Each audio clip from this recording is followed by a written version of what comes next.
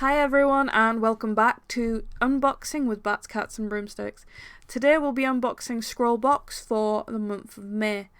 And what we get in this box this month is a really beautiful sticker like we always do. Nice weird pastel tones, love it. And we've got this putty eraser. It feels really soft. And we've got what looks like some sort of watercolours. It'd be interesting to see how they work. This Pentel mechanical pencil, I find it really nice to use this pencil's type. And we've got this cat tongue shaped brush in size 8. We seem to always get a size 8 when we get our watercolour brushes. But I've been meaning to try one of these brushes out, which is nice that I get it in the box. We've got a suite, which they always include. The Artist of the Month painting by Alicia Yetzia. I'm not sure if I'm pronouncing that correctly. We've got a A5 watercolour paper to try out our watercolours on. And our challenge for this month, which is flowing figures. Now, I'm not one for portrait painting, but I thought I'd give it a go this time. See how it turns out. We've got our catalogue with a rundown of what's included in the box. These watercolours look more and more fascinating the more I look at them. We've got a little bit about the artist and what they do. Beautiful paintings. We've got tips and tricks on what to try. We've got a gallery of art submissions. And we've got a little bit about portrait paintings at the end. I love that they include the catalogue, these little tiny details that they include in it. It makes this box well worth your money every single month, I think. Even if there's stuff in the box that I don't necessarily like, I feel that I get value from it. That as an artist, it's helping me learn and grow and get better. Because I get to try things that I wouldn't have thought of. I definitely wouldn't have come across these watercolours on my own, being as how they are so very unusual. And I'm intrigued by this mechanical pencil. I would not have bought one on my own like this because I already have 4 Pentel pencils in various different lead sizes. And I wouldn't have thought to try a different one because I'm so used to those ones. However, having said that, I really quite like this pencil. It's really lightweight, feels nice to hold. It's actually a pretty enjoyable mechanical pencil to use. I like the fact that the button's on the side and not on the top. I do actually like that. And I also like how you can get the eraser up from the top by turning it. That's a really cool feature. I did, however, think I almost broke it when I opened it later to try and see how you refill it. It comes apart somewhat in the middle. Intriguing sort of design. But really good pencil, really good quality. There's no difference in the lead quality than the mechanical pencils I already use, but they are top-notch pencils. If anyone ever goes for mechanical pencils, I always recommend Pentel pencils. They are my favourite by a million miles. I have been using them for years and years and years. So we've got this putty eraser. Now, I'm not a big one for putty erasers, but I saw some videos recently that has been telling me that I've been using them wrong this whole time, which I'm not surprised by because I'm not a big one for using them in the first place. So in the video, she was using it by dabbing it over the top of the pencils line that she's just done so that she can take some of the excess graphite away but leave the imprint so she can paint over the top of it. And I tried the same thing, worked great. I was actually quite happy with that eraser. It felt really very soft, that eraser.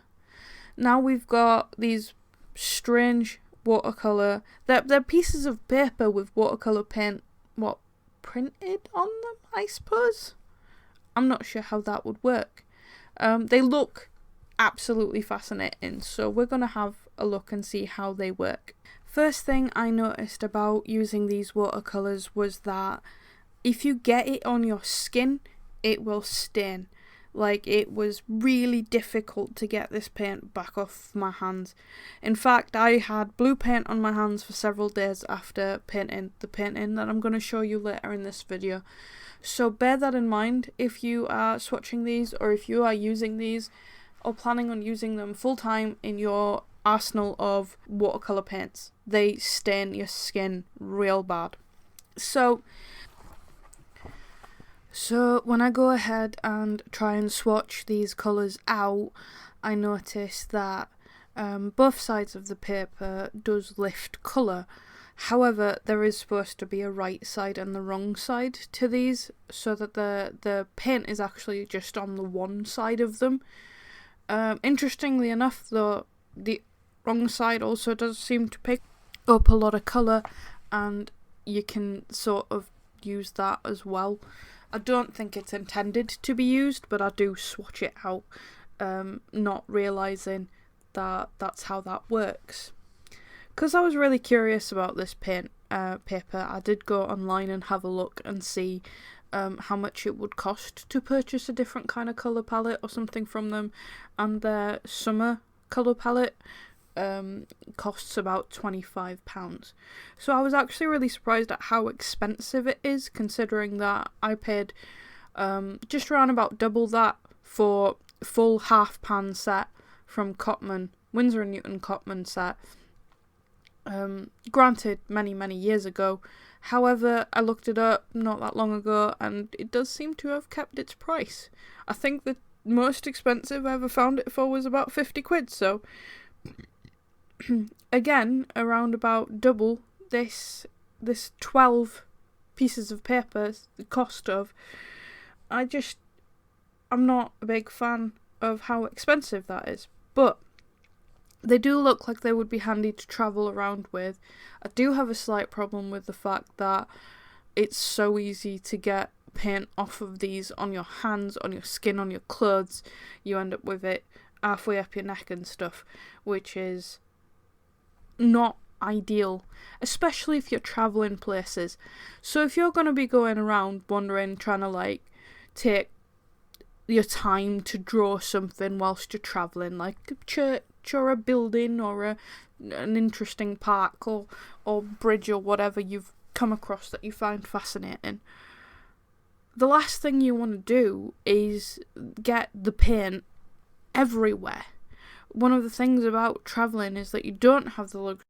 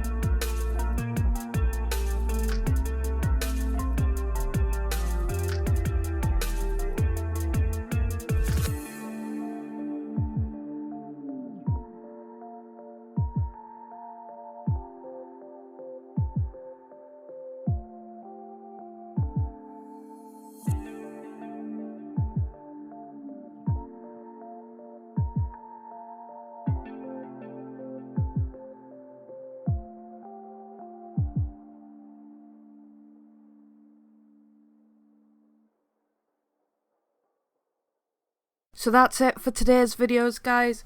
I really appreciate all the views that I'm getting on the videos. Please like and subscribe and follow for more. Until next time.